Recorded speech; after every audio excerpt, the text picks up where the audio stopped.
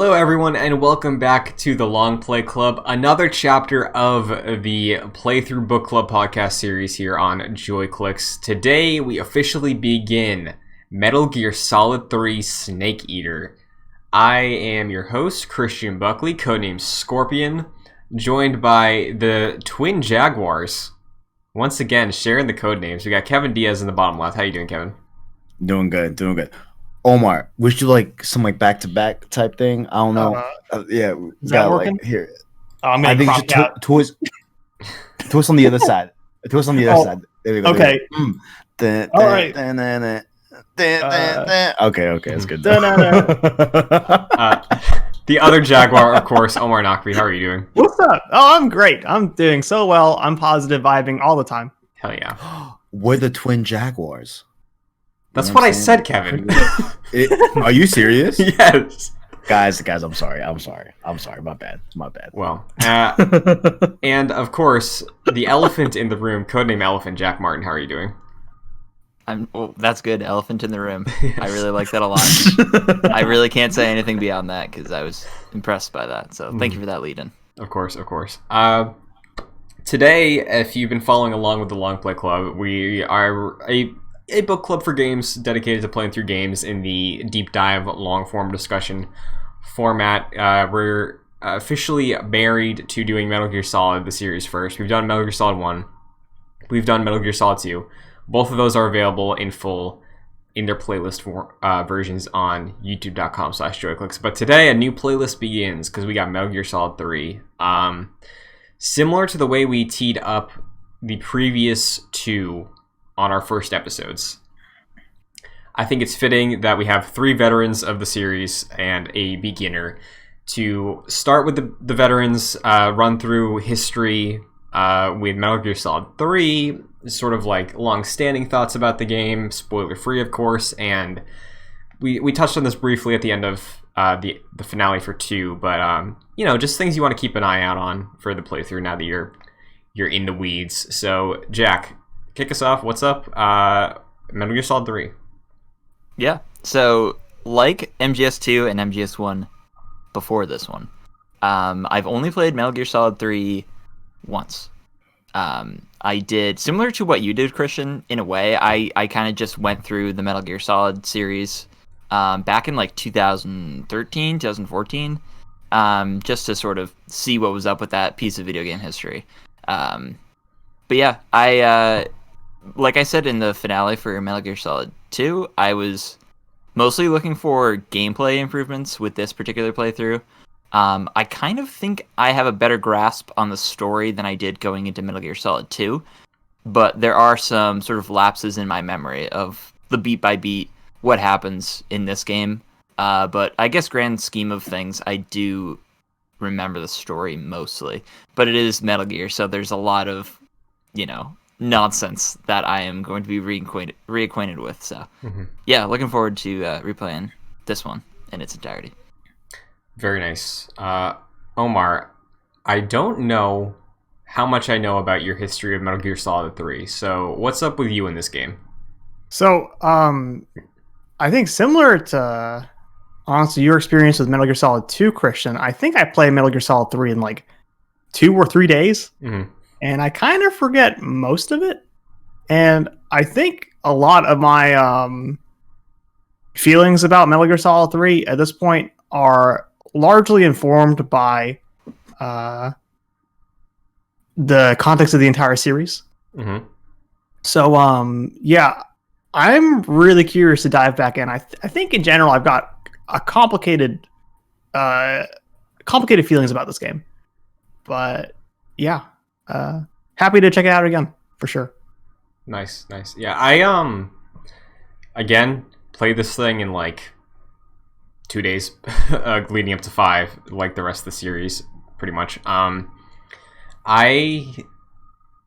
3 always stands in a weird way to me. I kind of look at 3 the way I look at The Dark Knight Rises, where Batman Begins and The Dark Knight are like the same thing. They're so heavily tied together, and then they're so reliant on one another. And then I guess out of some maybe obligation, they were like, we'll do a third one. And then it has a different thing it's going for, but I think it still works well in the context of itself. And I blitzed through this game in the past on super, super easy mode. Similar to you, Omar, I don't really remember much of the story outside of some major points, but 3, I think, is touted pretty highly in the series as a whole. So I'm curious to, similar to what we did with 1 and 2, really let it breathe, take my time with it, stew on what's presented to me, and hopefully I can walk away with some more insights on this one the way I have with the past 2, because I think this format is just exciting for looking at these games personally. But Kevin, the beginner. Yes. So last week you teed up a lot of your thoughts about Metal Gear Solid 3 predictions, expectations, because you had no idea where we were going. Nope. I did not. So yeah. I'd like to start then with hearing from you. What was it like booting the game up? Initial impression. You're seeing, the visual changes, the time period, like everything that was introduced to you at the beginning of this game. Let's hear your experience. I mean, like, it all starts like at the very beginning, right? When you hit, new game, you go into it. Snake says something like, the end of the World War II conflict split up the world between East and West, birthing like the Cold War era. And I was like, are you fucking kidding me? Like, I mean, I like the Cold War a lot, right? Like, I'm not claiming I'm like a historian, if you will, but I love that era. Whenever like a story gets told in that era, I think it's just like a super interesting time in the world. Shout out Black Ops 1. But just ultimately just like everything just involved in that era, just super cool. Cuban Missile Crisis, all that, like, it's just so interesting to me. So Metal Gear tackling this era is definitely going to be really cool to see how it all unfolds. There's a lot of like, who exactly am I playing as? I have a suspicion, we may have to bring up the investigations. We opened one in impromptu last night. I don't want to jump the gun, but we do have one brand new one that it's that fucking parrot. It's that motherfucking parrot. You know what I'm saying? What's up, yo? He really just pulled up on us. But should we start at the very confusing thing at the very beginning? Yeah, of my I wanted to. Okay. I wanted initial impressions, but yeah, let's start. I guess once again, difficulty options. Your choice of which game you like. Let's run through what we all chose. Everyone can go first, I guess. No, like, Kevin, go for it. Go for it. Me? Okay, yeah. Okay. So, I don't like when games give me choices that I can't fully understand what I'm going into. That's a no-go for me. I don't like it. If you're gonna make me a choice, if you're gonna give me a choice, please let me have the full context to understand what is happening. Like, it was kind of like that with MGS2, with them having a tanker and the shell incident split.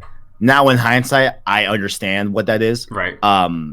But that was kind of confusing, But this one I think is a little bit worse, where like there's no context. It's just like, hey, do you like I think 3 options are like, do you like MGS1, MGS2, MGS3, or this is my first Metal Gear Solid? Do you want me to run down like the experience of like going and clicking one of them and then backing out and all that good stuff, or sure, you backed out? Yeah. So I like MGS2 at first, right? Then there was an ongoing war in the chat of like, no, he should not have done that, because some dude suggested, hey, if you're confused, just pick it like MGS2. I'm like, okay, I guess that sounds right? Because you're coming off of Metal Gear Solid 2. Makes a lot of sense. I think you like Metal Gear Solid 2, so. Yeah, I did enjoy MGS2, right? But then we go into the game. I see the blonde hair. I'm like, that's my boy Raiden. What's up with that? And there was this ongoing war in the chat, and I was like, all right, chat, listen, we're gonna back out. We're gonna call the audience like it's Who Wants to Be a Millionaire. You know what I'm saying? Deal or no deal style. we call my boy Jack, not Jack in the game, but Jack over here, Jack Martin. You know, the real Jack, if you will, the canon Jack. That's a good point. It's a good point. He, you know, we have a conversation, right? I ended up matching what he picked, which is I like MGS3, which I guess doesn't make sense for my context because I have not played MGS3, but I figured let's just, you know, because I like Jack Raiden, like, right? I like Raiden, but I was really eager to play as my boy Snake again. You know what I'm saying? Like, you know, but lo and behold, that decision doesn't have a lot of real ramifications or changes overall. So I have a rundown of all those choices. If you guys want me to feel read free, them, Please. Feel Yeah. free. Game Pass. I don't know what's going on there. When Kevin called me, I was like, I had played the game a couple days earlier. I was like, I have no clue what the fuck any of this means. I thought it was like camera controls maybe, because I know you can revert to like the MGS2 camera in this game, compared to the third person action that we get. So that's what I told him, and I was like, I really have no clue what all this is, but I looked it up later. So, this is from GameFAQs, a trusted source. New to Metal Gear Solid, nothing really happens. I believe the game gives you more tutorials and explanations of the controls and such. Pretty much just gets you familiar with the game. If you choose I like Metal Gear Solid 1, apparently Snake has more stamina in the Virtuous Mission, and he still has facial hair. If you choose I like Metal Gear Solid 2, Snake starts off wearing a mask to disguise his face from the gunship crew. The mask looks identical to Raiden from Metal Gear Solid 2. Basically just a nod to Raiden. And then if you choose I like Metal Gear Solid 3, you start the game with all the special camos normally unlocked by beating the game once. All cutscenes are also unlocked in Movie Viewer. Probably, now that I read that, shouldn't have chosen that one. But it's weird that the game doesn't tell you that. I think the special camos are like, you have a weird mask you can put on that doesn't really do anything. But yeah, this was really strange and gave me a lot of stress. Like, I guess in hindsight, not that big of a deal because there isn't really a lot of changes, but you don't know that there's not a lot of changes from either one. And going into, like, when I hit I like MGS2 and I see Raiden, I flip over to MGS3 and I see Snake. I'm like, okay, that seems like a big change. Lo and behold, you go into the game, it's just masks, but you know what I'm saying? Like that's So I was like, man, that's a big change. I don't know how that's gonna make sense. Because I was thinking, like, okay, like, are we gonna have completely like different MGS3 experiences like off of this? Playing as that's what I thought it was happening, but yeah, because not like that much changes. Coming off of Metal Gear Solid 2, you have like every reason to be suspicious of that, right? That like, hey, this choice is gonna be a big deal. Omar, what did you choose? What did you go through in this experience? I'm playing Metal Gear Solid for the first time. I'm not. I lied. This choice freaks me out. I actually had no idea about any of those options or what it does, but I know Metal Gear Solid 3, like the version of it we're playing is like a re-release, like not just the remaster. They put out a new version of Metal Gear Solid 3 in like 2006 or something, 2005, which added the third-person camera. Otherwise, they launched it as a top-down MGS2 game. I'm pretty sure. Yeah, that was Subsistence, right? The Xbox version? I believe so. It was a PS2 thing. I don't think this came out on Xbox. I could be wrong. I thought there was an Xbox release of Metal Gear Solid 3 that added some stuff. I'll fact-check that. Yeah. No, this... well, at least this was on PS2 as well, at least. But, yeah. No, I definitely have picked Metal Gear Solid 2 before because I like that mask, but yeah, I just didn't want to deal with that camera if it gave it to me, that old camera. I don't want it. Sure, yeah. I looked into it between Kevin's confusion and when I started the game, so I chose Metal Gear Solid 1 because I was like, a stamina buff could be nice, could be useful. I don't know how often I'll need it, but despite ranking 2 higher, but it's a better benefit than just a mask. And I'm also playing on easy once again. I don't know if you guys are switching it up or staying consistent so far. I'm very easy again. I'm also very easy. Get the nice easy gun. You know what I'm saying? This Hell yeah. one, Hell yeah. more than the rest of the series, freaks me out. I think in terms of difficulty, like just thinking about it, I was like, I almost wanted to do easy or normal finally, but I don't know. Just thinking back about what has me nervous because I'm playing on normal. Well, I mean, it's just like, all the survival mechanics you start to see in that, right? They're just like, I wonder how bad that gets on harder difficulties, but yeah, it seems like it would be pretty difficult, like managing all that they give you in MGS3, early on. And like, at least on very easy, like, I assume they explain it in a similar way as if you're playing it on hard. So like, it sounds daunting, but as far as my experience, it hasn't been that bad, which is good to hear, So I have updated information. It looks like, because I swear I have seen Xbox original art of MGS3. So MGS3 at one point did release on the Xbox, but Subsistence, which added the camera, Omar, that you're saying, that looks like it was only on PS2.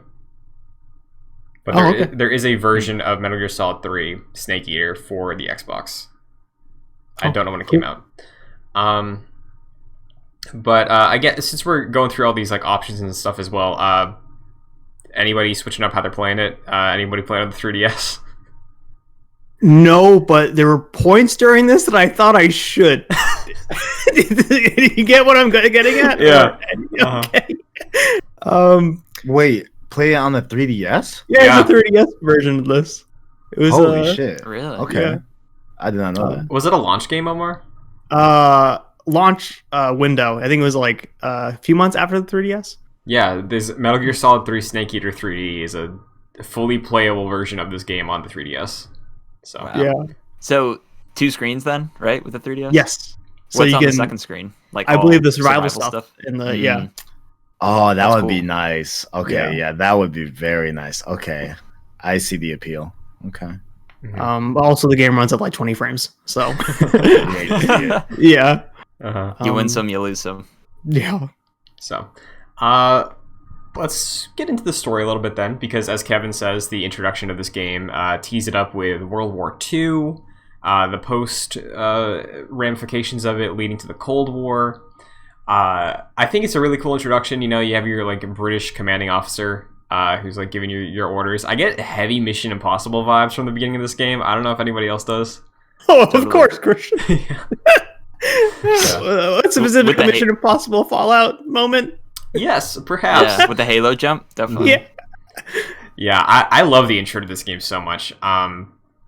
Revisiting it, it's just like, it's super iconic. I love that the helmet also just says Metal Gear Solid Snake Eater on it. That's so cool. Is that canon? Like, is like I have a like how does that even make sense in the story? That's like, wait, why would you like? I don't know. It's like you're storming the beaches of Normandy, and it's like Call of Duty 2. Yeah, on it's your like, what helmet. the fuck? It's like, what? I don't know if we The ever big talked red one about or this. whatever. There are some doors in Metal Gear Solid 2 that just say Metal Gear Solid 2 Sons of Liberty on it. Yeah. Like, Really? Yeah, I wrote that in my notes. I forgot to bring that up. Interesting. Okay. Mm-hmm. Well, we found out recently that doors are notoriously difficult to work on for developers, so they were probably had all those assets slapped on those doors, and we're like, we can't fuck with that. That's gonna break the game. Yeah. Basically, yeah. That's why Final Fantasy VII exists that way. So we do our Halo jump. We get our introduction to this mission.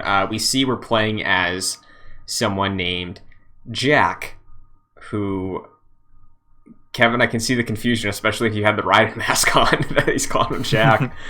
I guess, what's up with this, Kevin? Why are we playing as a character named Snake in 1963 that's named Jack? Because we learned from Metal Gear Solid that his name's David. What's up? What's going on here? Let's open up another investigation, ladies and gentlemen. Okay. Now, honestly, we could probably take it back to an old school one, which is the timeline theory. Okay. This can tie it back gracefully. This is, of course, the first investigation we wrote. First investigation, right?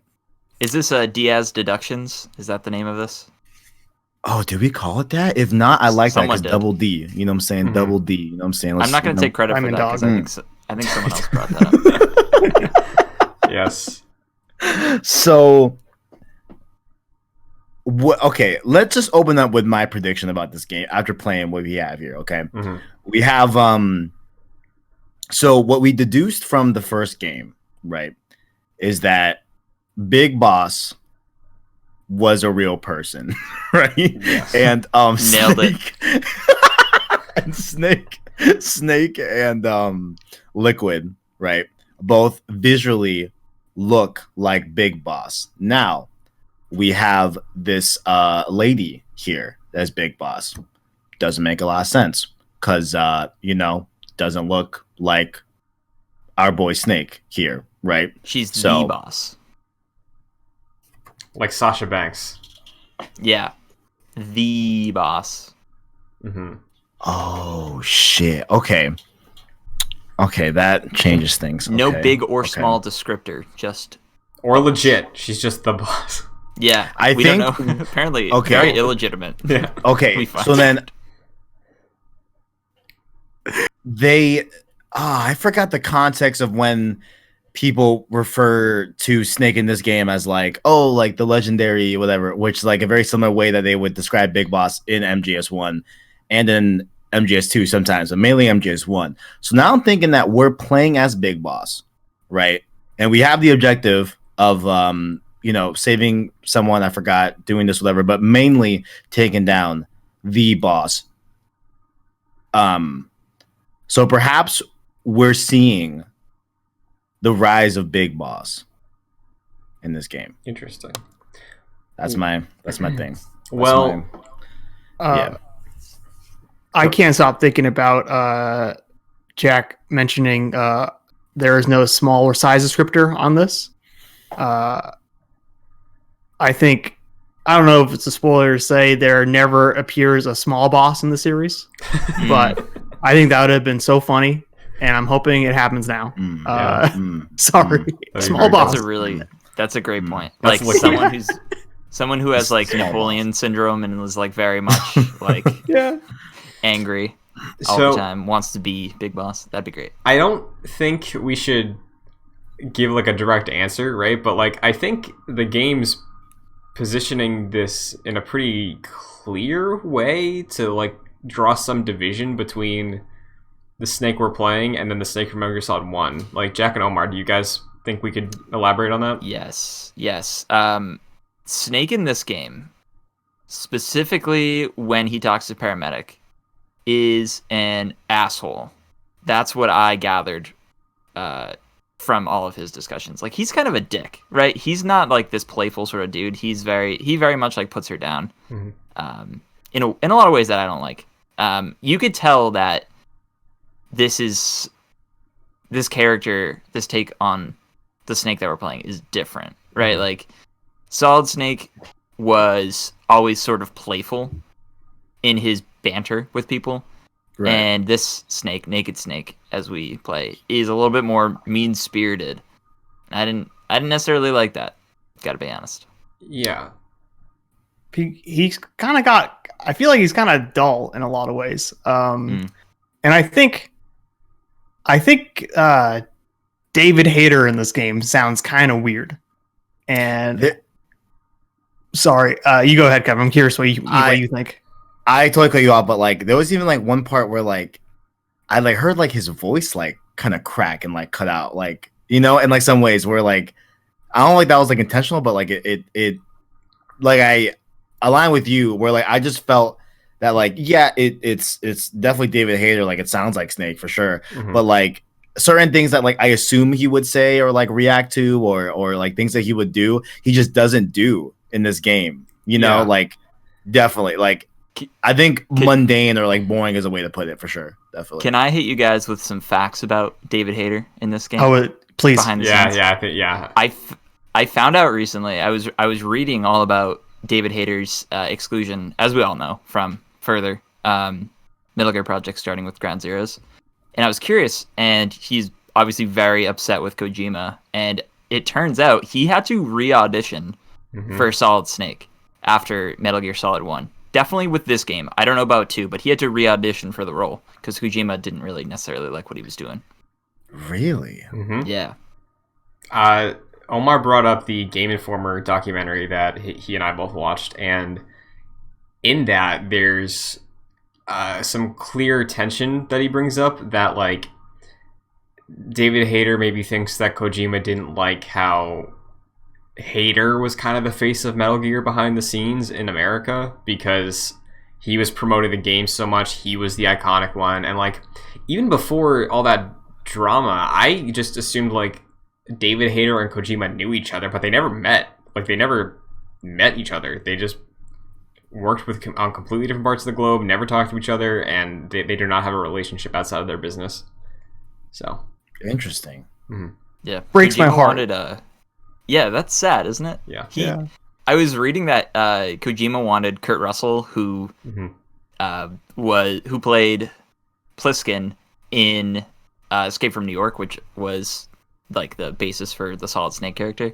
He wanted him to play Snake, and I think this was the first time that he tried to get him, but he refused, which would have been super interesting. So, also, like with that in mind, with everything, and like Metal Gear Solid 1 takes place in like what 2005? Mm-hmm. Yeah, Snake's like 33, 36. Yep. This is like the 60s. It's a very clearly a different person, right? Like, yeah, but like you're so right. I feel like it's for some reason I feel like there's a lot of cases where people feel like the character you're playing in this game is a twist. okay.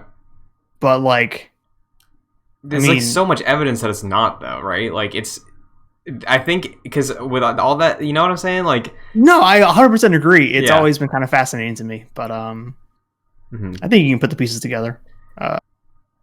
Yeah, like Jack, go ahead. I was gonna say, I think because it is Metal Gear, and with all of the nonsense that sort of happens in the story, there's that bit of like, of course, like what you said, this is the 60s. This is most likely a different person. When you're first playing it, it's like, this is Metal Gear. It could be some weird thing where it's like, oh, maybe Snake was injected with something to make him age differently. You know what I mean? So Yeah. I think maybe in like the back of my mind when I was replaying this, obviously I know what happens, of course, but I was like, maybe there's like that little something. And for a newcomer, I'm sure there's definitely a lot of confusion with who is this dude that is named Snake, has the same exact voice, looks exactly the same in the 1960s. So plus, I think there's a little bit to that. It's the virtuous mission. Sounds like virtual mission. Maybe it's a VR thing. I don't know. Like, Sure. Yeah. I don't know. What were you saying, Kevin? And then like I was thinking a lot last night about like how his name is Jack, right? And then MGS1 clearly, you know, he says like his name is David. Like whether that's like a meta joke, like how David Hayter is voicing him, or literally like, you know, his real name is David. His real name could just be Jack, and it could be just a coincidence. You know, that's what like I'm probably leaning towards, and maybe Kojima's trying to fuck with me. But also, like at MGS2 is kind of like fabricated, like it's like, you know, so Sure. he's not afraid to do that, you know. So I don't know, man. I mean, there's also the fact that we meet another character who's a younger version of a character we know, you know, like there's, I feel like there's a lot of very clear things being directed to be like, hey, this is not Solid Snake. Do not draw that comparison. Like in every single way, except for the fact that David Hayter is the voice. I really think they go pretty far, like Jackie, what you were saying too, with the characterization, even to like make it be like, hey, this is not Snake. Like this is not Solid Snake. This is something else going on here. Like don't come into this expecting Solid Snake because you're not getting Solid Snake. You know. Yeah, I think the time period plays into that a lot too. Like this taking place, 40 years before the events of Metal Gear Solid 1. Like they want to distance themselves with that and with the character. So Yeah, you're right. It is just one of those weird things where if I played this when it first came out, I'd be like, this is probably a new character, but who's to say that there's not some funny business going on? Mm-hmm. Mm-hmm. Well, going in more with that different time period than what we're used to. I know we get on boots on the ground, we do our Halo jump, the world's first Halo jump, and we get our mission objectives on the ground from our Major Tom, which that's fun. Bowie. Yeah. But we're in the 60s. We don't have modern day technology, but we still have the codec for some reason. So that's a walkie-talkie, right? It looks like it's a physical thing that Snake is touching. I believe it's not. I don't think it's a secure frequency like the codec is. Is it referred to as codec though? I don't think it is. I think no. I'm pretty sure. I'm pretty sure it's referred to as codec. I think, but I hate it. I hate this. I hate it so much. Oh man, you miss the portraits or like the? I miss the portraits. It looks ugly. I was like, this is not it for me, Chief. Nope.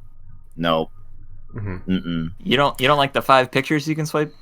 Yeah, like just left and right. And like, I get how it makes sense thematically, right? Where we're at time period wise, but yeah, I miss the old school codec for sure. You know, definitely.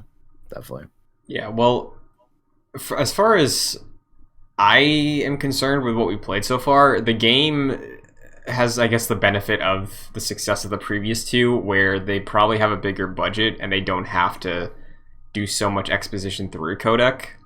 And we can just call it the codec because it's the answer to the codec in this game. No, it is. Yeah. But I not to be like lore guy. No, I think you. Yeah. I think like I believe in Metal Gear Solid 1, isn't mailing the one that invents the codec stuff? I think so. Like, okay. Yeah. So, but for all intents and purposes, this is the quote unquote codec. Yes. Just acts the same. But yeah. Exactly. So from what we've seen so far, though, within the first 2 hours of this game, there's for story, there's more cutscene than codec. Where I feel like in our initial chunk with Metal Gear Solid 2, it was closer to being like 50-50, or it might have been leaning more towards codec even. But like, I think that sets expectations for what we should be looking at the rest of the game. Like less of a focus on the codec calls, which again are lesser because there's less expression there just because of whatever choice was made there to make it accurate to the times. But yeah, I guess, Omar, are you disappointed that we don't get that codec continuation? Because I know you really love the codec and the charm of it in 1 and 2. Oh yeah, I've actually always been upset with Metal Gear Solid 3 about that specific part too. Honestly, I think it definitely makes sense, and I think it's kind of funny to imagine that when Snake is on a call with someone, he's looking through photos to remember what they look like. But no, I especially when Metal Gear Solid 2 gives you that fucking stick control, it's so sick, and then they take it away. It's you still have stick control. Yes, but you don't have the fun one. It's not fun, but yeah, you do. Like you can move the like Gaussian blurred version of Snake in the background. It's like, okay, that's definitely not fun. But like, can you hit R2? I didn't check. I was gonna ask you guys. I didn't try that. Yeah, no, I didn't try either. All right, next week. Jack, for somebody who was not pleased with the consistency of codec at the beginning of 2, is that less of an issue for you here now, or is it worse because it's less entertaining here? Like, what's up? Well, I don't know if I mentioned this at the end of Metal Gear Solid 2, but obviously that was purposeful in the beginning of Metal Gear Solid 2 with Raiden specifically. So it kind of netted out, where by the end of it I was like, I guess that makes sense. I agree with you guys. It's not as visually striking as specifically Metal Gear Solid 1. I think the codec looked the best in that with the I think Yoji Shinkawa did the artwork. Am I wrong for the codec? I think you're right. I think you're right. But... Well, yeah. In either way, I think it was pretty beautiful in Metal Gear Solid 1. Metal Gear Solid 2 was more just like the Sly Cooper like character animations, right? Yeah, control, which is fine. It only struck out to me as being like noteworthy toward the end with Campbell freaking out. I like that. It's fine. I don't necessarily miss like Metal Gear Solid 2's codec. I preferred Metal Gear Solid 1's. I do like having the character information slide where it's like, all right, who am I talking to? What's their sort of background? Paramedics from Boston. That's cool. I'm pretty sure. Out. Yeah, pretty sure Major Tom is situated in Portsmouth, New Hampshire, which is weird. Yeah. So a couple Northeast shout-outs for the Northeast boys in this podcast. So I liked that. But other than that, yeah, not too noteworthy of a system. Can I ask, how are you guys feeling about like, the big fat story dumps initially in this game? Because I feel like for me, I'm kind of glazing over a lot of it, or like, it's just a lot. But I do feel like Major Tom's performance is awesome. Really carrying it for me. I think he's got a great voice. Yeah. Like, I'd say like, I don't know if it's just because like I'm now expecting. Okay, cool. Like when you get out of gameplay, you could be out for 10 minutes or an hour, right? So just kind of just settle in. We're gonna watch it, So it could be me getting used to how they deliver story in MGS. But I do find like this game, in terms of like lore dumps, easier to follow. I think like it's a little bit more, they're not like going off about something and describing it in detail where it's not really that important. It seems like they're doing that less here, and they're just giving you a very clear conversation of like, here is what we're doing, why we're doing it, how we got to here. It seems more just trimmed down, I feel like, and less fluff, if you will. That that's just how I felt about it. Yeah. I compared it to Mission Impossible before, and I think outside of just the vibes of it too, it's like it really is like you have a full blown.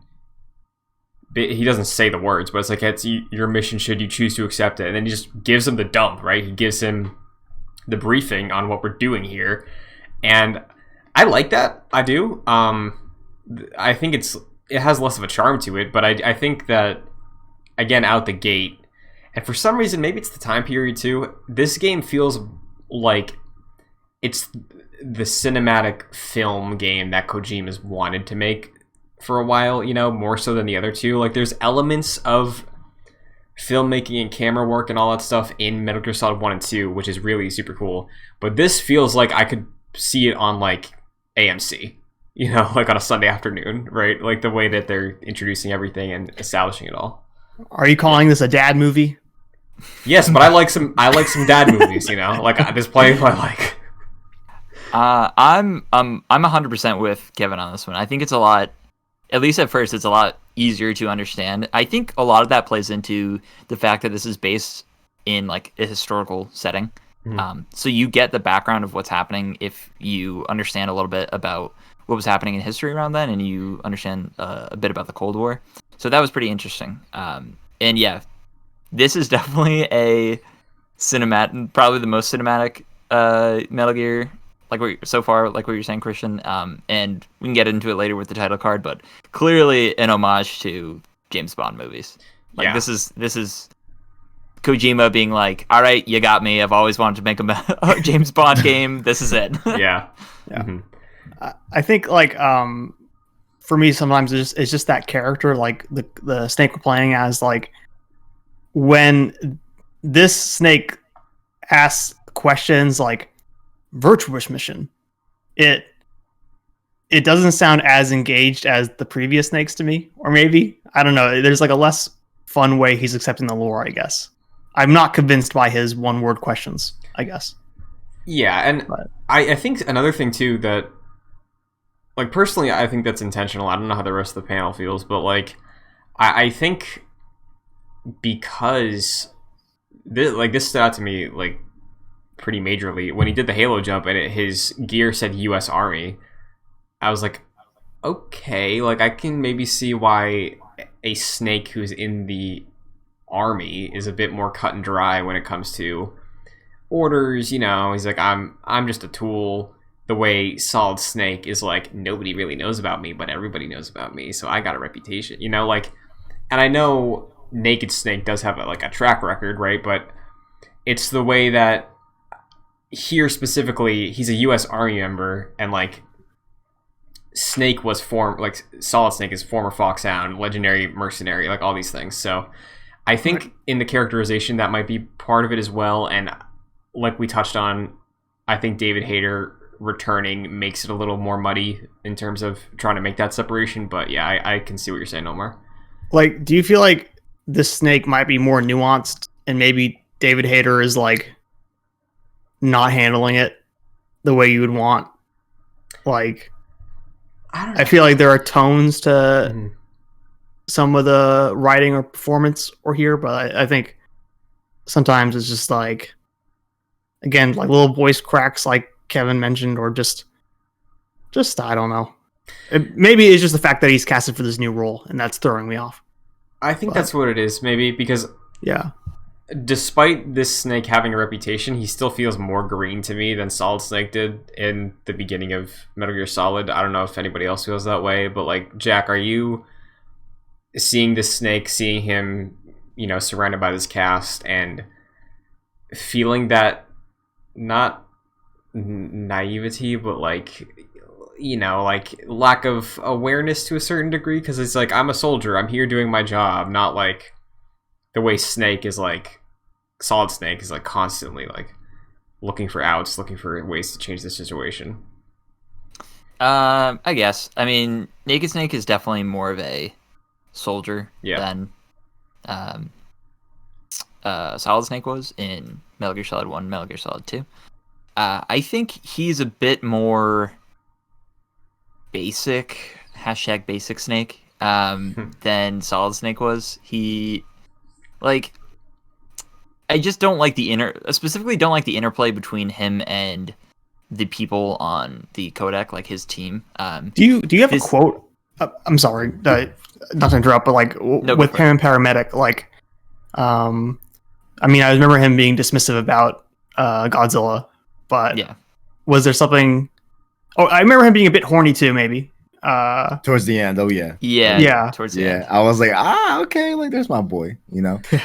Yeah, that felt like the first time, like that felt like classic Snake. Not obviously because like the horny drug, but just like that's something that like he would do, you know. Yeah. He just, to me, he just seems a little bit more aggressive. And I think like having the team of codec members that you can call is reminiscent of Metal Gear Solid 1. And I like having that team. I just don't. So far, I don't like the interplay between Snake and all of them, because it seems a little bit more one-sided, where Snake is a little bit more dismissive of his friends. Yeah, I agree. Yeah. Go ahead, Kevin.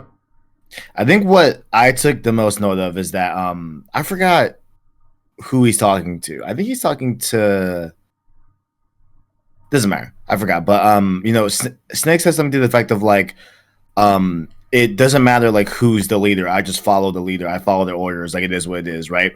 And like that seems like so contradictory to Snake in MGS1, where he's always questioning leadership. He's always like, "What are you not telling me?" Constantly. You know what I'm saying? Like, and there's always like, you know, poking the tiger, I guess you could say, or however you want to say that phrase. Like, so it's interesting to see him like not ask these questions and not look at it from like a third person point of view, right? And like not look a little more deeply into why he's given said orders, which he has tended to do in MGS1, prominently for sure, but I guess like a little bit in, well, no, not really in MGS2, but mainly MGS1. Yeah, so that's what I took note of. Like first, I was like, okay, like I think there's something more to this, but yeah, and I think that's maybe why I was reading it as just him being more not inexperienced, like more green. Like he doesn't have that level of, I guess, clout that Solid Snake does to have the ability to do those things, you know. And I think that's maybe why I'm thinking of him as being less experienced. Right. I wonder. I don't know if I know the boss had experience in World War II with her Cobra unit, as they describe. I'm wondering if this Snake did, because he might, similar to how like Captain America was portrayed in the first Avenger, where he like is coming off of that time where back then following orders made probably more sense and was like a little easier to do given the scale and what was happening during World War II. So maybe he was like, all right, good soldiers follow orders, that sort of thing. Mm-hmm. But now we're entering a time where like the 60s was definitely that time where things like actions committed during that time were very muddled, and the right and wrong was much harder to discern from. So he might be coming from that perspective where he thinks all the orders from the top brass that's good and moral, where clearly they were not at that time. Mm-hmm. Oh, were we gonna add something? Oh, well, I have to admit, I have maybe just going into this game with the wrong mindset a little bit, but I am looking for the seeds being like, so why did Kojima get rid of David Hayter? And maybe I'm thinking a little too hard, but I feel like I can see some of it here, but I don't know. I'll have to watch how it unfolds with the rest of the game. Sure, yeah. So we don't like mostly the rest of the story comes into play towards the later chunk of what we're doing. So why don't we talk about what we're actually doing? Because this game slaps you in the face with new camera. You got a camo meter. You got a crafting system basically for food and for your meds. They're way more intricate. Like, Jack, I'll start with you. Are all these systems something you look back fondly at with your time with Metal Gear Solid 3 originally, and after playing the last two pretty recently, like going into this and seeing that added mechanic, how's that holding up for you? Yeah, dude, putting some Fallout mechanics in a Metal Gear, I'm all about it. I like having to sort of maintain. I know for a lot of people that could be sort of this monotonous thing where it's like, oh, I gotta eat a frog now to stay healthy. But I like the idea of like capturing an animal and talking to paramedic and seeing if this is good or not to eat. Sometimes she's like, I don't know, and then you eat it and you throw up. So I think that's funny. The camera angle is so close to being good because it is like third person action, but I hate that you can't just crouch walk in this game. Like they were so close to doing that. Where you hit the X button, you're crouched, and you try to move, and then you go prone. Instantly prone. It's like, oh, dude, like, so close. Yeah. Now, what if I told you that 3DS version had crouch walking? Ah, fuck. God damn it. Oh, man. But yeah, controls are better because of the third-person camera. You can see what's happening more. Aiming, I think, is better because it's largely the same, but I think it's better because the enemies move at a snail's pace compared to Metal Gear Solid 2. They are lounging around this jungle, just walking so slowly. I don't know if you guys noticed that, but I was like, wow, these guys are just like begging to be shot in the head from like miles away. You know, they're more at risk. They're in the wilderness. They don't have a laid out, nice and cozy military base that they can just run around. They got to be careful. You know, there could be a snake at any step. Sure. Also, now that you say that, I love the camo edition in this. I think it plays very nicely to the environment, and I love the meta of going prone, seeing how much camo you can get in the environment that you're in, and seeing what applies to where. I'm a big fan of that. I like all the small systems in this. I think they're fun. Yeah, I think all the added layers for like health, it's fine. I don't have an issue with it. It's cool because this does feel like it's more of a survival game because you are in this location that you're kind of on your own with. But the big highlight, absolutely, I think, because of, I just love stealth games.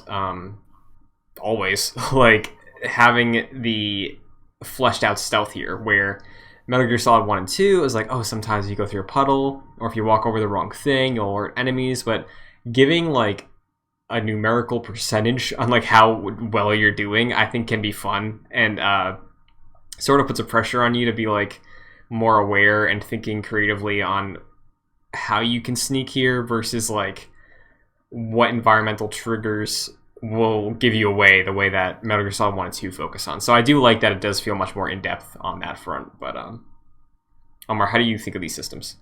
Yeah, I think they're awesome. I think it's like in Metal Gear Solid 3's Legacy, I think it's this stuff. Like, isn't this like the first survival game? Like, It might be. It really might be. It's kind of nuts because especially with how big that genre got, or now, I mean, obviously a lot of them got way more fleshed out than this, but like survival sim, probably. Yeah, because like I know Resident Evil, Silent Hill have like elements of like inventory and management, but this, like in terms of being hardcore, I think you're right. This might be the first one. No, it's cool. I kind of hinted at that when I said like, didn't this game like maybe make a genre like on the Metal Gear Solid podcast? But like, yeah, it's nuts. I will say like going into the camo menu, it's the blackface snake did kind of take me. It shocked me a little bit. Wait, there's a blackface? No, there's fucking not. Like, no, there's not. But I assume that's just a military camo thing as a standard procedure. I don't know. It just looking at him was like, what? But like, I don't know. Kevin, oh my god! Kevin, walk us through what you're seeing. It's a blackface snake. Wow, that is a choice. Yeah. Huh. Wow. Now, I think it is like what Omar was saying, where it's like a military thing. But yeah, I immediately went there too, and I saw that, and I was like, I know what they're going for, but yeah. Yeah, that is okay. Like, hey, camouflage, bro. I get it. Maybe you might end up like in a burnt area of the forest. You know, I get it. But yeah, that's damn. Okay. Yeah. Do you think? Wow. Did anybody play this game on original hardware ever? No. I did not. Because I was gonna say, I wonder if that's you know how sometimes you really like can bolster certain things with different lighting systems with remasters. I'm wondering if on the PS2 it was less of a question and more of like a okay, like I don't know, because yeah, absolutely. In this, it's like very stark of like, oh, you missed the mark, but.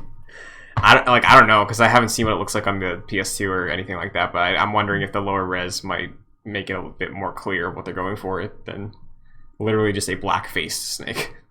Yeah, maybe. Yeah. So I was curious. Maybe some stripes would have done. Yeah, like, right. You know, like because they have stripe designs in the game. You know.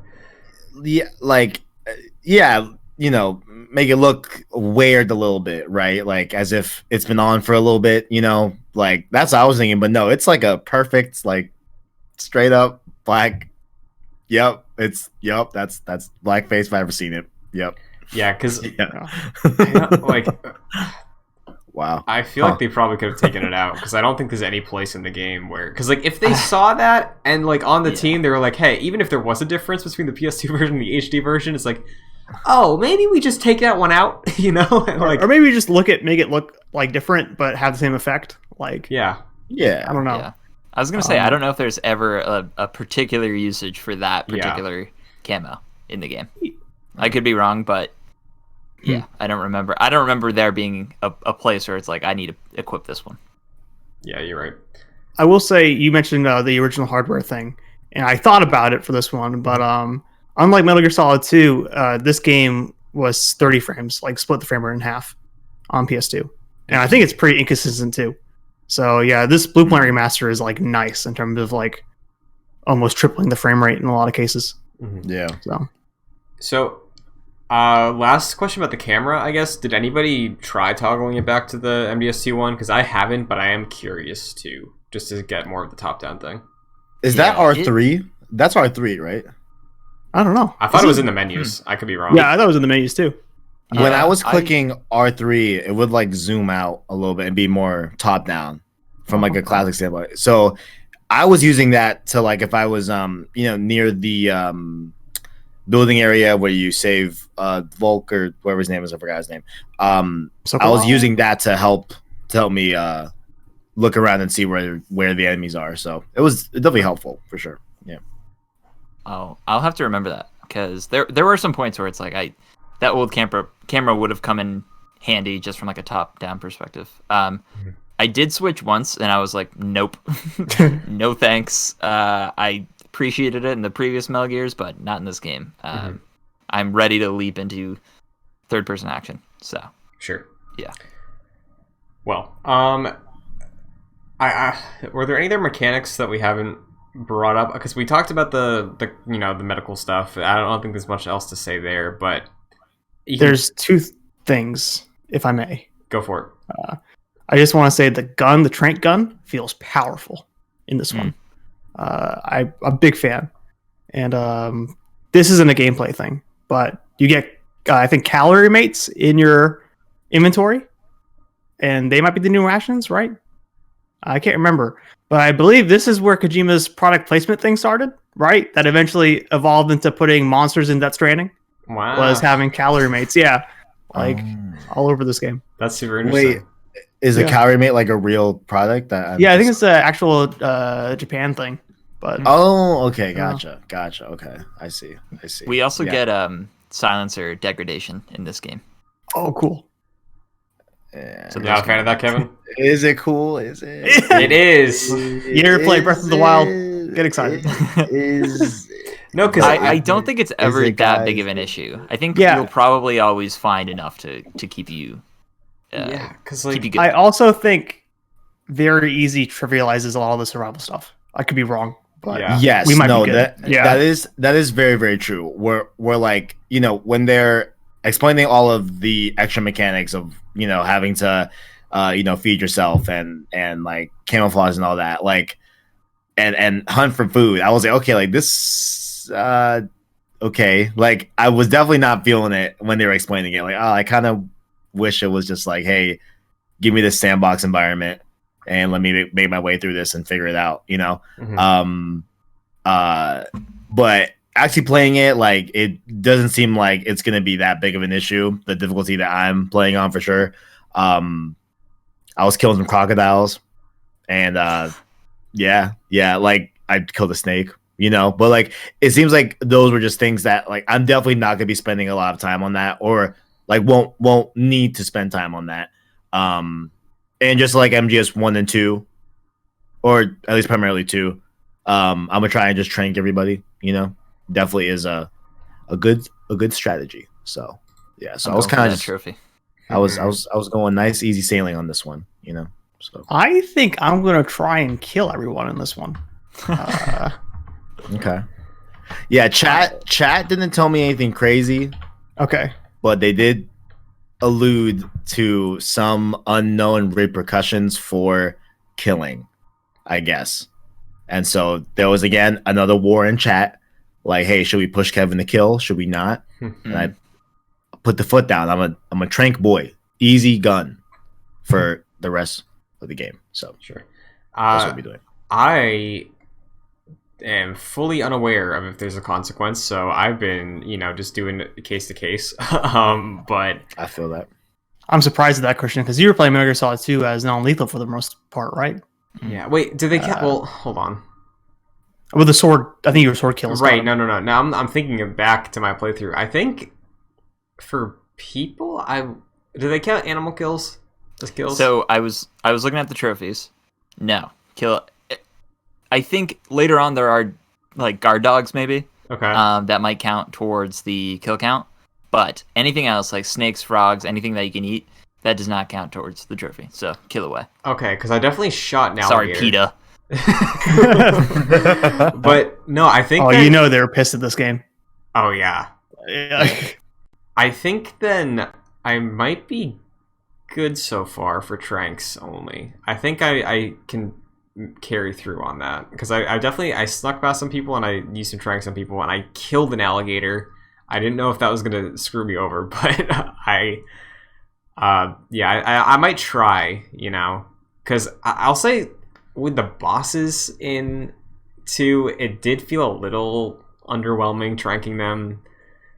Maybe that might have they also... still died. Yeah, and maybe it's because I was also playing on easy, so it was like just less satisfying, and then you don't even get like a kill shot. But yeah, I'll try and keep up with the non-lethal. So I really don't know what the impact is, so I'm curious to see what it would be. So, Kevin, walk us through what it's like getting through this mission. Any major highlights when it comes to the story on our way to the objective, or moments that stood out to you? It's definitely post saving homeboy. I forgot his name, but Sokolov. Sokolov. Thank you. Yeah. After you save Sokolov, there's definitely a big highlight that Mm-hmm. that's it's a big. Is that our boy? Is it really? I don't know. I think there's enough crumbs to assume so, but at this point, after MGS2, guys, I'm honestly not gonna take anything for face value anymore. I'm just gonna question everything. Mm-hmm. So this is alleged to be Ocelot, alleged, but I don't know. Again, at this point, the timeline kind of lines up. We'll see, but I think maybe, who's to say? But Omar, Jack, any standouts for you getting through these forests before we get to the meaty story stuff? The thing that stuck out to me was when I was rescuing Sokolov, I was like, what is this dude's fucking voice? Because he sounded so familiar. And I looked it up. Guys, I hope I break your brain with this. So let's say, I don't know, it's 2005. You're home from school. You're watching your favorite VHS, right? And you're looking at the coming attractions. And then this dude, some guy comes on and says, coming soon to theaters. That's the fucking dude. No. Who plays Sokolov. Wow. Yep. Mm-hmm. Okay. What's the highlight then of the career? Who? That's is it this the or that? highlight. This is it. Or the I think I read it, he was like the voice for like Buena Vista, so he did all those like coming attraction sort of voiceovers. That's fucking it, because he's cemented on any physical media for life. And I wonder if he still does it, because I feel like I still hear that sometimes. But yeah, man. Early 2000s, late 90s, coming attractions. You got me with that voice. Do you feel like he's miscast, or like maybe I just want my scientists to be played by Otacon sounding guys, where little nerdy, but this guy sounds like a confident man. I was like, what? He did really stand out. Yeah, that's a good point. Yeah, I also. Sorry, like they're also speaking in English the whole time, and they're for us they're speaking English, but they're actually speaking Russian. I thought that was interesting how they handled that. Okay, I was like, really confused. Yeah, I was like, your Russian's great, and I was like, what are you talking about? What? Oh, okay. It's like Assassin's Creed or something. Yeah, but it's definitely weird. Yeah, I thought that was okay. I was like, huh, all right. Like no, like I guess it would have been kind of odd if they were speaking Russian and they had English subtitles, I guess, but I don't know. Yeah, that would have been cool. That was not clear that I was speaking Russian. Yeah. Mm-hmm. Yeah, it's the game makes some choices, I think, and they're kind of weird in what they're committing to, right? With like how authentic they want to be, but with stuff like the boring codec, and then not doing subtitles for like what are you committing to? But like I think it's charming. It's like I think with like Marvel stuff, it's like, oh yeah, everybody has like a universal transmitter if they're from space, so they can just like speak any language and it sounds like English. But like, yeah, it was whatever. Do you get a weird vibe from the cutscene direction in this game? Because I feel like, or maybe just the voice direction, but sometimes it feels a bit bizarre. Like maybe is this where Kojima started doing all this goofy stuff? Like too goofy? Like, for instance, when you're taking Sokolov out of that house and Snake is looking cool, looking for enemies, and Sokolov is turn his back around and doing like this, and it looks kind of weird, and I think it's supposed to be a joke. I don't know. It's there's a stiltedness to the way the cutscenes kind of, the people talk in the cutscenes too. I don't know. What do you guys think? I think it's because they don't have like the necessary like full control over like their characters' actions yet, because I don't know if like technology was up to that point with the story that Kojima was trying to tell. So I think you're right. I think a lot of that is masked in sort of the camera work, where if someone's moving like really quickly in the cutscene, they mess with the frame rate a little bit to make it seem like slow motion or some way to like sort of mask the awkwardness of it. So I think you're onto something. It is a little strange.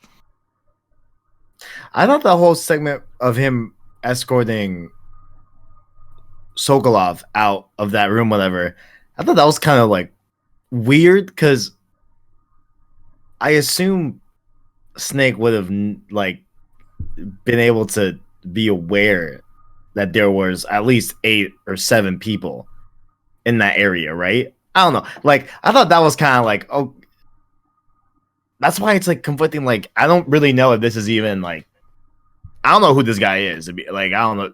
Yeah, he looked like, I'm like in MGS2. I did not have a question. Like, okay, that is clearly our boy Snake, 100%. This dude, I don't know. Like, even beyond the time period. Like, I know logistically it's not supposed to be him, so that's probably like the clearest giveaway. But I don't know. Like he just doesn't feel like Snake at all. Not at all, but like in a lot of different ways. You know?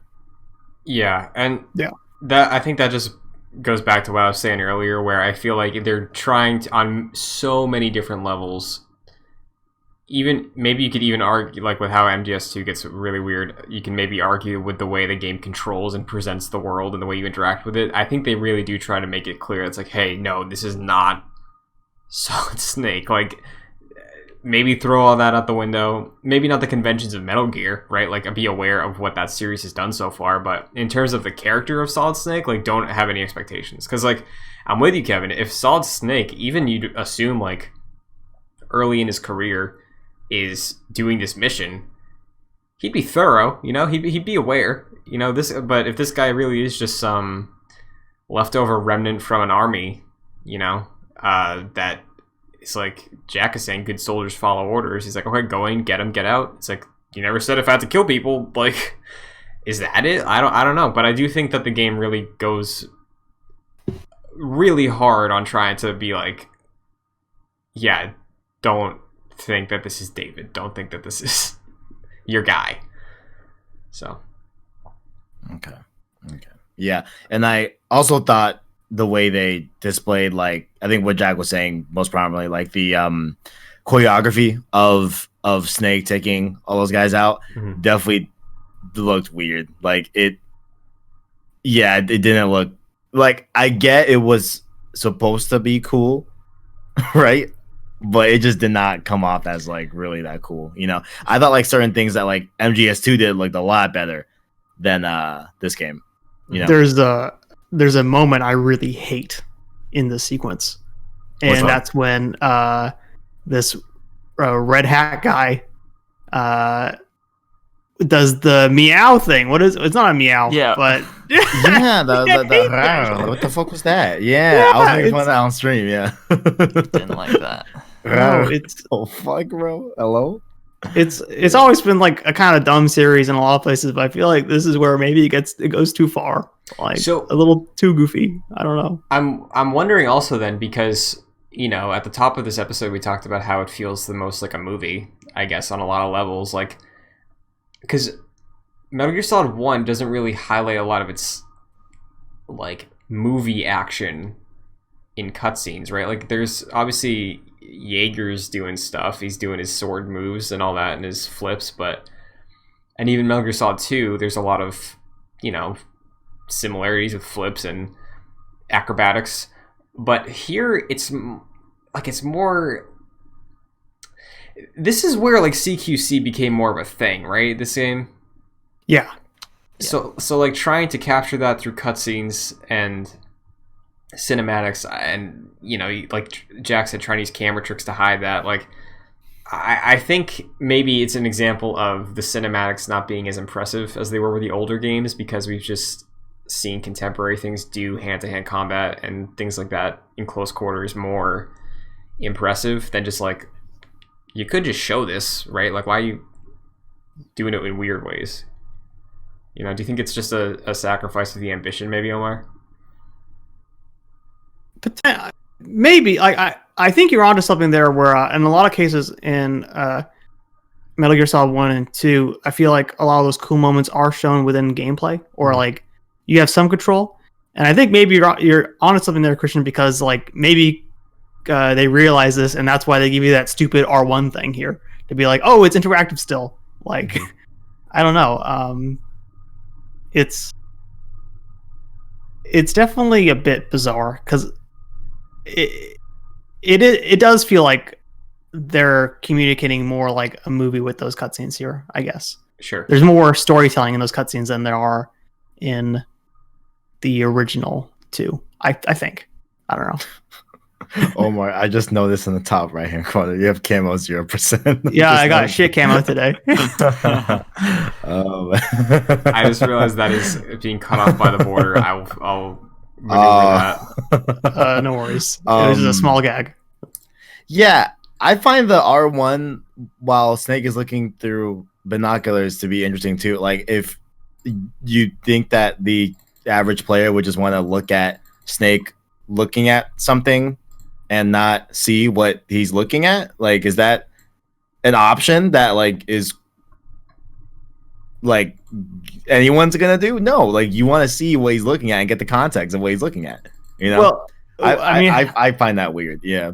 How often do you guys have situations where like, cutscene, I'm gonna put the controller down, and then like halfway through, oh fuck, you gotta pick it up and like look at this camera angle. Happened to me all the time. If we want a fun story that doesn't have to do with Metal Gear, I used to do that all the time with cutscenes, right? And the thing that got me to stop doing that was I was playing Assassin's Creed 2, and you go to whatever maybe Florence, wherever you go with Ezio after like the time skip in Assassin's Creed 2, right?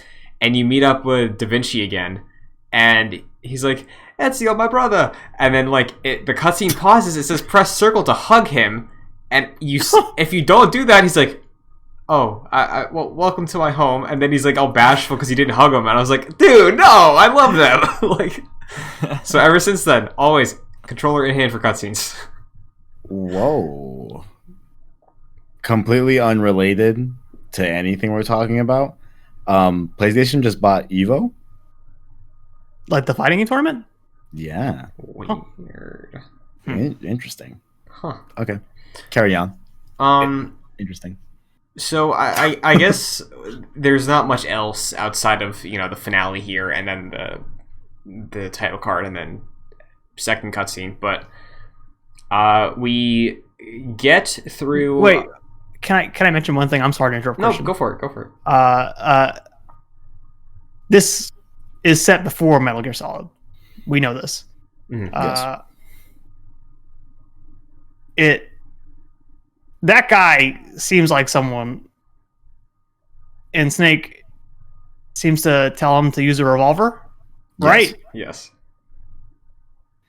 See, now it's like, listen, I would like to believe I'm getting a feel of Kojima, right? I'm gonna take nothing. That is somehow not gonna be Ocelot. Just somehow, I don't know how. Fuck it. Maybe he's Snake. Maybe I'm Ocelot and he's Snake. I don't fucking know. But like, I don't know. But that dude is not Ocelot. Well, we do know from Metal Gear Solid 1 that Ocelot has a history with Big Boss. They were buds. Like, there's a history. I don't know. Yeah, doesn't in Metal Gear Solid 2, Ocelot tells Sol this after he loses an eye. You're a perfect match for the boss, or for the big boss, right? Yeah. Yeah. Well, yeah, that checks out, right? We're 40 years in the past, I don't maybe think like that 15 years before Solid Snake's even born. Like, I don't know, Kevin. I don't think that all of a sudden Kojima is just gonna tell a very coherent, straightforward story. Like, I really doubt that. So like, well, you think? I don't know, guys. Omar, I think I know what you're gonna bring up. Please do it. Okay, Metal Gear Solid 2 came out, and most people hated it. Yes. I think some ways with Kojima in this game, he's trying to right the course and get people back on track. Think You don't Rise feel of that? Skywalker, Kevin. Think Rise of Skywalker. Yeah, dude. Like, people... I read an article from like 3 years ago after we beat Metal Gear Solid 2, and it was somebody who like still didn't get Metal Gear Solid 2, and they're like, thankfully he fixed it with Metal Gear Solid 3 Snake Eater. Like, there is absolutely, I think, a correlation between how wild that game gets and the reputation that this game has. I do think that's worth considering for the rest of the playthrough. Damn. That's gonna be I'm not gonna lie, it's gonna be kind of a letdown if this game is just like the origins of these characters, right? Which, like, I mean, I guess it's cool, but you know, or if it's like some big thing where this whole thing was orchestrated by the boss to, you know, prepare this CIA agent, you know, to take on the mantle of the big boss, and he gets named Big Boss after this, after all the events that happened in this game. And then like Ocelot has this weird vendetta against, you know, Big Boss, and so that's how that whole like, if it ends up just being that straightforward, I'm probably gonna be a little bit let down, honestly, because if you're gonna double down on MGS2 and make that weird, I would imagine and kind of hope that Kojima's like, you know what, like, fuck these kids, you know, like, this is my story, Sure. You know, like these are my, like, no, y'all are gonna eat it, and y'all gonna like it, you know. But big Eat the green Konami, beans, Kevin. you know, Big Konami. Big Konami. I mean, Big Konami. yeah. Bottom line. Yeah, because You're not wrong. Well, Kev- I wanted Chico. to ask Kevin. Yes. Like, I hope we're not jumping around, but like, I think you really liked Metal Gear Solid 2 and like Jack and Snake and all that, Solid Snake. Were you upset like when you jumped in here and it was so different that we're going back in time to 1964, and No. right now we haven't seen those characters, and if that continues like that, we probably won't see them. Were you like upset by that? No, I don't. No, I don't like upset that like I'm not seeing like a direct continuation of like MGS2. Right. Oh, not necessarily. No. I wasn't really that upset. I don't think. No. Like, I think MGS2 like kind of really changed my perspective of like, this series is just kind of fucking wild, you know? So it's not going to play out like a traditional, like, oh, okay, the third Uncharted is after Uncharted 2. Right. You know? Like, it's not playing like that, right? It's just more of like, it's a little bit like anthology, kind of, but not really, because there's obviously characters that come back and everything and all that. But yeah, no, like, I wasn't really that like let down. Like, I just thought it was more intriguing, if anything, you know. There's the parrot, but other than the parrot, you know, there's no sign of Otacon. That kind of hurts, I'm not gonna lie, you know. So if he's not in this game, that's gonna be kind of sad, you know. But we'll see. I don't know. We'll see. I think that just having the open mind of like the series, this game could go in a lot of different avenues, though. I think that's worth having, even if one of those avenues is like not cranked up to 11 all the time, you know, just for the sake of being surprised at what's ahead of you, you know. I think it's worth considering all your options for this one, I'd say. Yeah, I also think it's hilarious that the third game in the series takes place in the past. Like, Metal Gear Solid 3 is in 1960s. That's hilarious. I think that's Kojima fucking with people. Yeah, what better way to subvert expectations than throwing you back in the past? Especially after the ending of Metal Gear Solid 2, where it's like Snake being like, we gotta find the Patriots or whatever. Like, right. There's a sense of urgency to that. Yeah, it's funny how like the direct follow up to that is a prequel. It seems Yeah. it's It's like takes when- place in the past. Yeah. I brought up Marvel before, but it was like getting Infinity War, and then Ant-Man and the Wasp was like 3 months later. It's like, okay, sure. Yeah. In a lot of ways, though, like I do feel like there's probably a real problem with Kojima making Metal Gear Solid 2 when he did, like, after Metal Gear Solid 1. Like, okay, let me make this game that is like reevaluates what you just played and turns the series on its head. And then, like, where do you go from there? Like, what do you write after Metal Gear Solid 2? I don't know. I mean, like, I think throwing it back in the past does alleviate some of that pressure, you know? So, like, yeah, you can evaluate 3 more on its own, which I'm sure we will, but... I also know, if you don't mind, like, this bit of history is, like, I believe Metal Gear Solid 3 was being made by a new team without Kojima. Oh, really? But the project was, like, a disaster, so then he came in, like, maybe pretty early on, but at some point, like, I don't think it was supposed to be his game, I believe. Interesting. Well, why don't we get into the big moment of the Virtuous mission? We get to the bridge. We're escorting Sokolov to the Fulton, and who shows up? But bees. Wait. No, yeah, you're right. Okay, yeah, bees. Have you seen that gif with Oprah Winfrey, like, telling everyone, like, everyone look under your seat? It's bees. And then she's going, bees. It's awesome. I have not It's one of the seen best gifs. Oh, it's so Oh good. my god. No, but yeah, we see the bees. We see a handful of characters, including the boss. Kevin, walk us through what it was like seeing this cutscene. What was going through your head? Oh man, okay. Well, we know the boss is a female. Before this point, right? When they have the codec call, whatever. And I have questions about that too. Like, it's been 5 years since they've seen each other, seemingly. Boss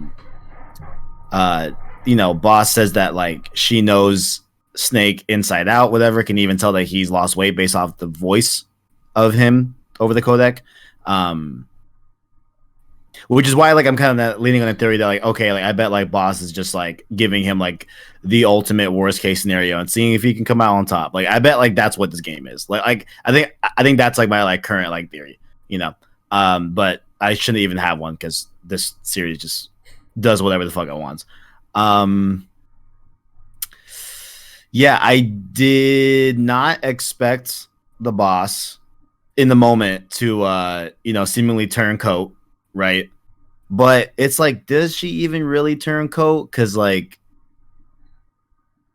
you ask Major Tom and you tell him, and then, like, he's like, oh, just whatever, just don't worry about that. So it's like, okay, so this shit is orchestrated, like, you know?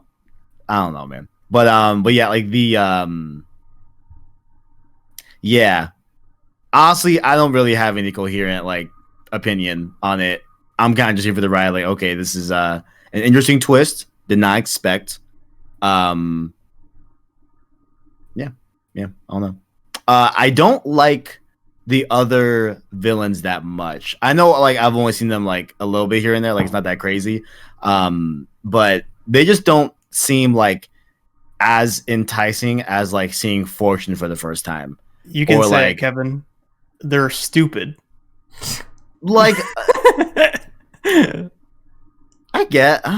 No, that's me. I don't want to call them stupid yet. Yeah, okay. They, like, might be stupid, but they just don't seem, like, as cool as, like, Vamp or as, Sniper Wolf. You know what I'm saying? That old guy with the eyeballs going, like, like, yeah. It's like, okay, yeah, like, this isn't, like, the best, like, cast of villains that, like, this series has had. Mm-hmm. At least off a first impression, you know. It's also, like, yeah. It's 4 of them, right? Or 5, 4 or 5, some number. And it seems like Foxhound from Metal Gear Solid 1 again, or Dead Cell in 2, where I feel like, Metal Gear Solid 2 made that a point to be like, here's that, and then here's Metal Gear Solid 3 going, wait, no, it's just the same structure that because it's Metal Gear. But right. I feel like 2 had something to say about that. Right. Maybe this one does too, and I can't remember. I just feel like they just didn't have a really good first impression other than fake Ocelot. I'm gonna call him fake Ocelot right now. I just don't believe he's Ocelot. Yeah, well, So yeah, I think also, taking into consideration the time period, the 60s, 60s military, everything looks boring and olive drab, Like, I feel like it's hard for them to make a first impression where, like, Foxhound sort of had all their own quirks and their own ways of dressing and looking, and, this is like standard military outfits for the Cobra unit, right? Or whoever they are. But, yeah, I think the game, again, it's an instance of it sticking to the time period and the period piece aspect of it to a weird strictness that might not help in that aspect, but I definitely can see that read on them for sure. Speaking of Metal Gear trends, I don't think we talked about this yet. Shagohod is the seemingly new big Metal Gear boy. Mm-hmm. Like nuclear equipped tank. Yeah. It's a cool design. It's a big boy. Yeah, chunky. it's a big boy. I'd like to ask a question about Yes. the concept of Metal Gears. What is the point of being able to launch a nuke from anywhere? Because, I mean... Strategy. Because don't like nukes require like a whole silo and a whole like facility type thing and all that. And, like having it. Like missiles? nuclear equipped submarines. Yeah. I don't know if that was technology back then. Okay. Sure.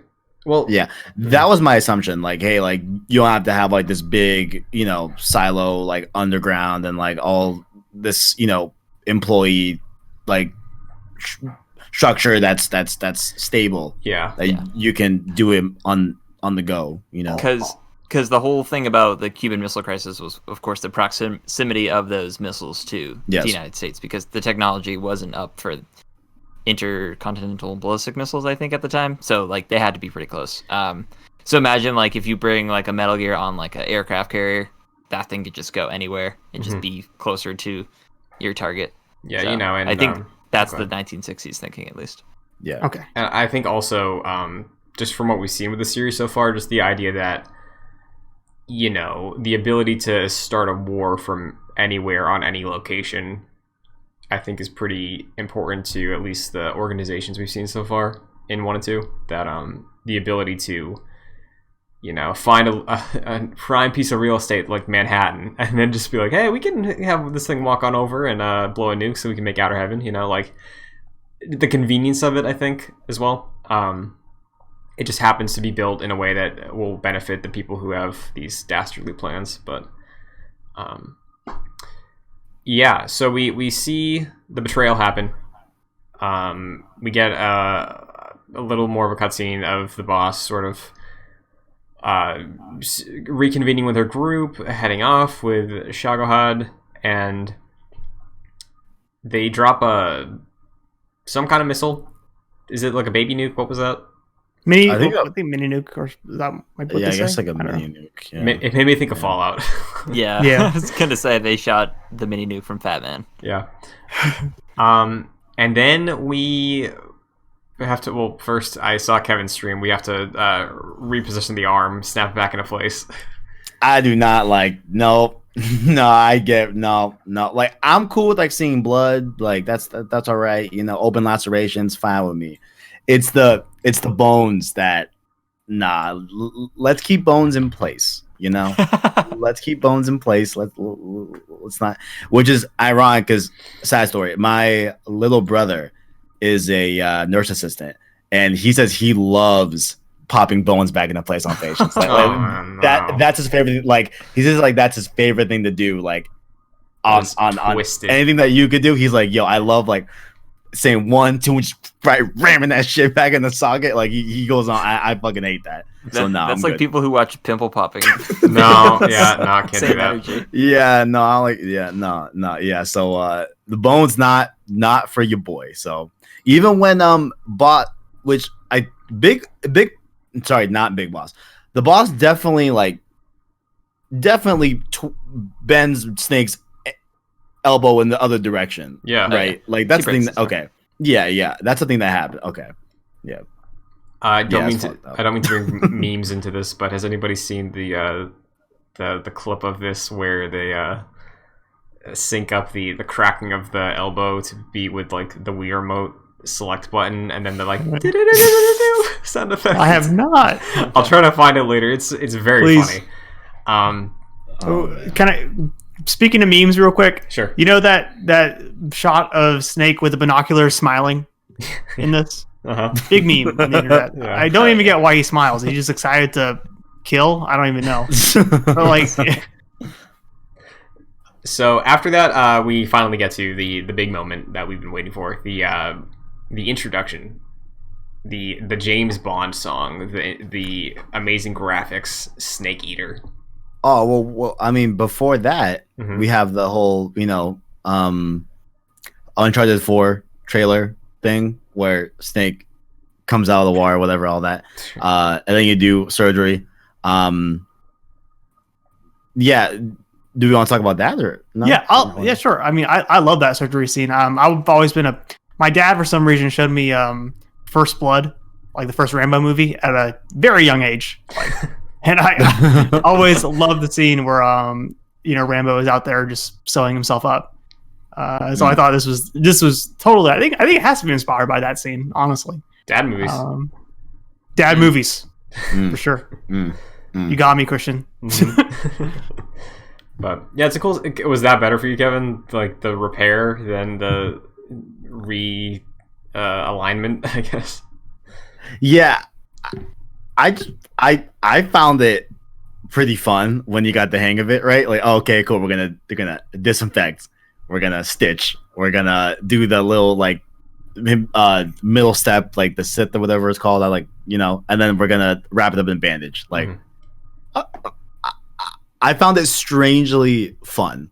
Like that was something that I didn't think was gonna be fun, and it ended up being fun. It gives you Or, those like, at least satisfying. those Metal Gear sound effects. I feel like That's when what it is, definitely. yeah. Yeah. Like it feels satisfying as shit. Yeah, Mhm. I like that. Speaking of the sound effects, also, I don't like the new Kodak call ring. Can't remember it. Exactly. Yeah, I can't remember it. It's Yeah, it's that's not the the same problem. one, but it's whatever. Can you do it? I can't. Okay. It did not leave an impression except the foul one. I mean, when you die in this game, there's no Snake, is there? I don't know. I didn't die, so I don't know. Really? You didn't die in the mud? You didn't fall to the depths of that mud with the alligators? No one did that? I was sinking when I was reading something in chat, and I was like, "Oh shit!" Like I almost sunk, but no, I didn't. I died Go down. twice in that mud, guys. Damn, bro. So yeah, that leads directly into Snake Eater. So who wants to start talking about Snake Eater? How cool this thing is?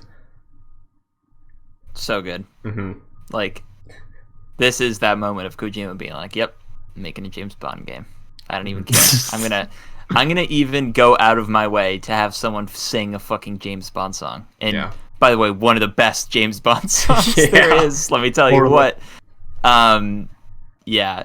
I was listening to the lyrics this time because at first when I heard this, I was just enamored by the fact that this was actually a thing. Mm-hmm. But some of the lyrics are hilarious. It's actually describing like some of the stuff that you do in this game. It's like some days you're like sucking on a tree frog, and it's like, oh, forgot that was a lyric in this. So it's actually hilarious to listen to and really like read and listen to the lyrics. But this is so good, and I'm glad they decided to fully adopt it and go through with it and included in this because it's a very not so subtle reference to James Bond, but man, it's great. Yeah, like all the psychedelic visuals too, and like the like metal snake skeletons going through everything, and like the weird like hazy gas that could like just be stuff from the time, or like all the weaponry that was going on in the Cold War. It's great. I love it so much. I hear. Sorry, you go ahead, Kevin. I was gonna say it is on Apple Music. I think. Nice. I found something like it, and last night I was like, "This got to be added to the playlist because this is a bop." But go ahead. I went looking up like who did the title design for that, like who did that opening sequence, and I think I sent it to you, Christian. It's Kyle Cooper, Mhm. who was like had a hand in like so many movies, like opening title sequences. Like I think most notably it was like Seven, maybe. Yeah. Seems most inspired by this, Mhm. or most in the same vein. But yeah, no, this shit's awesome. This is one of the best set pieces in the series, to be honest. It's so good. It's so good. It might be the first song I ever memorized. I probably lyrics like, just fantastic.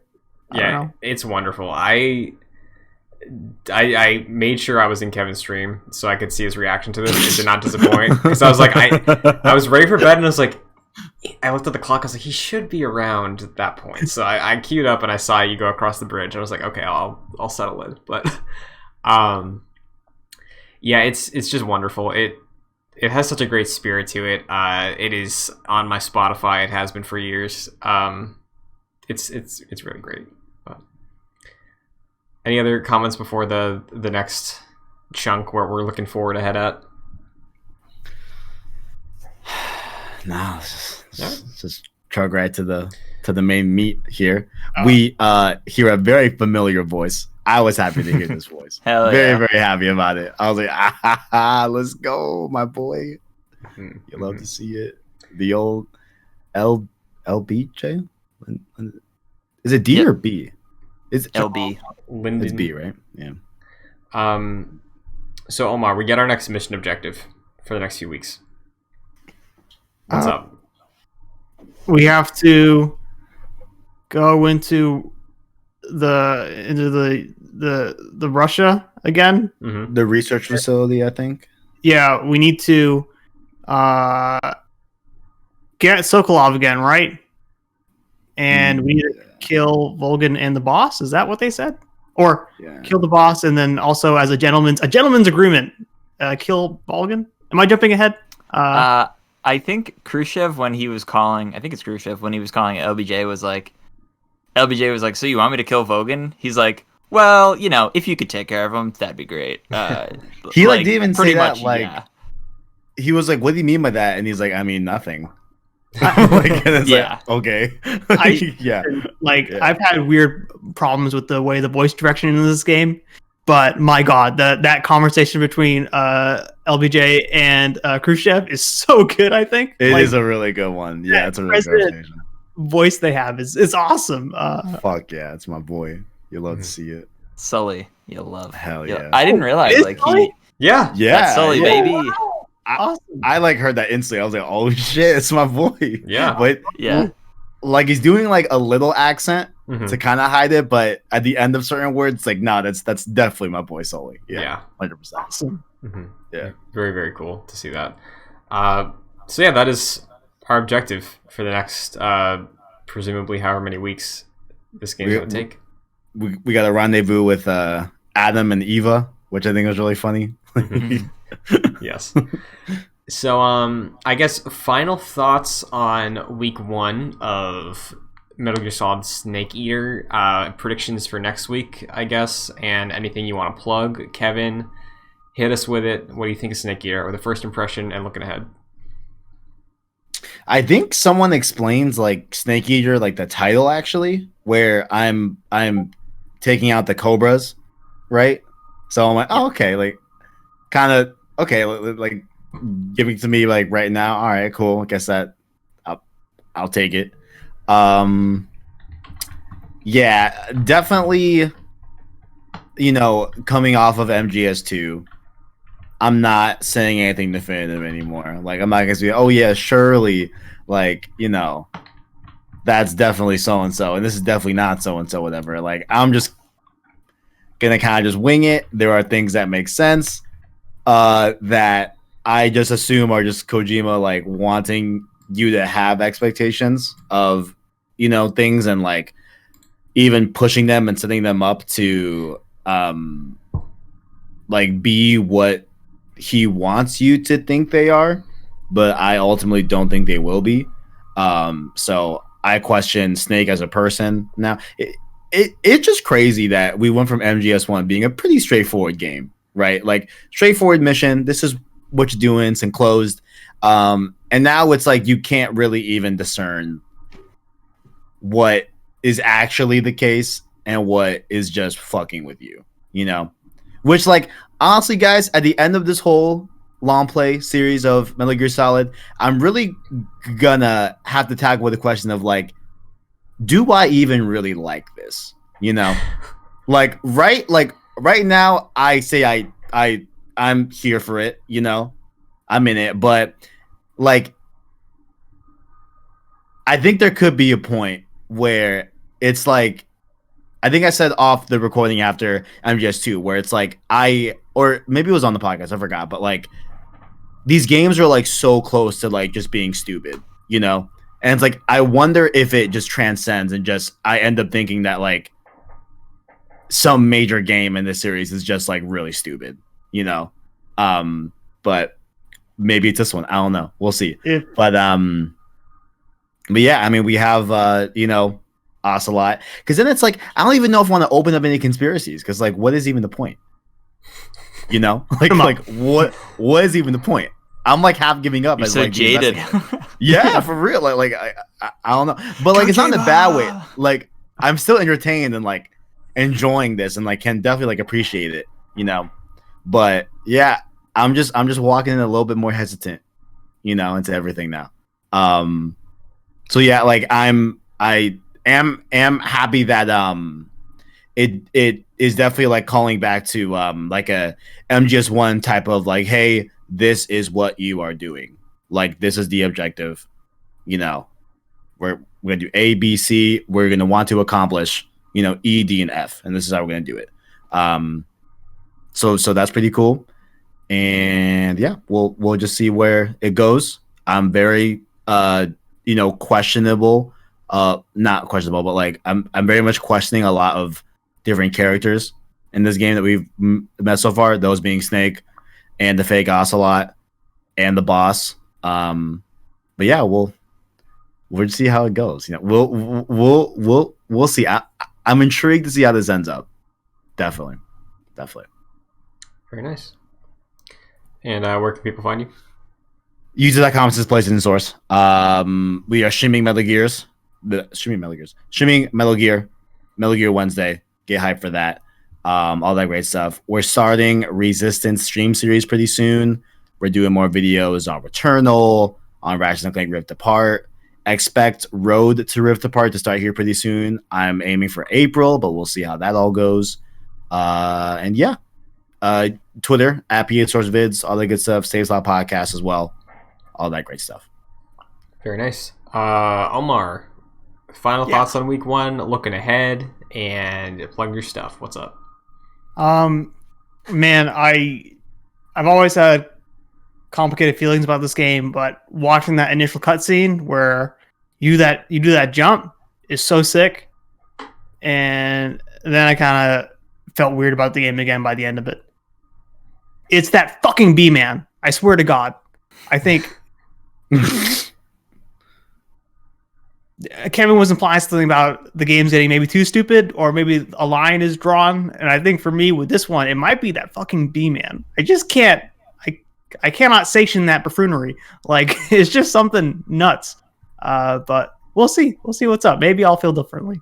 So yeah, there's a lot I love about this game too, to be honest. But we'll see where we go. Mm. You can find me on twitch.tv/ohmsachef. I'm a DJ now. Come catch my set. It's a Daft Punk tribute stream. Fantastic. Jack, hit me with it. What's up? Sure. So I think a lot of the gameplay improvements I enjoyed a lot. I liked all the survival mechanics and stuff being implemented in Metal Gear Solid 3. The camera's a lot better. Very, very close to what I want from Metal Gear, but just not quite there yet. Not quite there. So that's fine. But it is definitely a improvement over Metal Gear Solid 2. So in terms of gameplay. So I appreciate that. And I'm looking forward to diving back into the story because I remember the main beats of this better than Metal Gear Solid 2, but just existing in the 1960s and going through a storyline set in the Cold War has me very excited. So looking forward to that. But in the grand scheme of things, fuck this game, because Marvel's Avengers is fucking back, and it's the only game you need to care about, baby. And Christian and I are going to be talking about it on Excelsior on Joyclicks, so you can find that on YouTube or podcast services. It's really all you need to care about these days. Marvel's Avengers, back, revived. They proved it, right? Nothing else can go wrong with this game. Of course. Very nice. Final thoughts on Metal Gear Solid 3. I like this game. I liked it before. I like what I played now. It's definitely a system shock, kind of, after playing 1 and 2 back to back, like I led with. Of like, those games rely on each other so much that this one feels different in many ways. And it's interesting. It's giving a new perspective on what the series means at its core, because it's a different location, different cast, different time period. So that's been cool for sure. Gameplay improvements. I wouldn't necessarily call them improvements, but I like the added mechanics that they throw in at you here, and I'm excited to see how the next mission goes in the coming weeks. And we haven't settled on a cutoff point for next week because the game is a bit longer now with the cutscenes. We might just take it a bit more piecemeal, so there might be a couple extra episodes of Metal Gear Solid 3 compared to 1 and 2. So look forward to that, presumably in the future. And yeah, if you want to follow me on anything, it is Twitch, Twitter, TikTok, Chun2D2, as well as here, youtube.com/joyclicks for the video version of this podcast and all of our other podcasts. So this is going to be listed in the Metal Gear Solid 3 playlist for Longplay Club. And we also exist on audio platforms, so Apple Podcasts, Spotify, all under the same podcast feed. If you enjoy it on that program and you can rate it or review it there, it'd be greatly appreciated if you do. And if you want to get involved further, patreon.com/joyclicks at the $1 and $5 tiers. $5 gets you producer credit on this podcast and all of our podcasts, like Chris Sakas and Aaron Easton. So thank you very much. And that does it for Chapter 1 of Metal Gear Solid 3. We will pick up a week from now, continuing on through the wilderness with Naked Snake and Fake Ocelot, as Kevin has called him. So we'll see what's up. But until then, Kevin, hit me with... there be bees. Kevin, you had a wonderful belt last night when you screamed out Snake Eater. So can you just hit me with your best? Oh man. You see, that's asking a lot. That's a good ton.